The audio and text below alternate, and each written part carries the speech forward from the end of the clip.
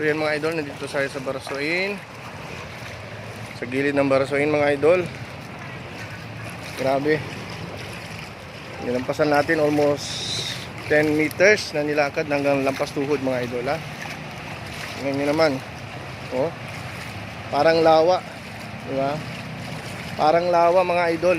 Nakapayong tayo kasi medyo maambon-ambon. So what's up? Ayan. Dito tayo sa gilid ng Barasoin Church ng Malolos, na sikat na simbahan mga idol. Naglalakad. Pero nyo dito sa daan, sobrang taas na ng tubig din. So hindi ko alam kung passable pa ito sa mga sakyan. Medyo hindi na siguro. So what's up? Halos naglalakad yung mga tao mga idol.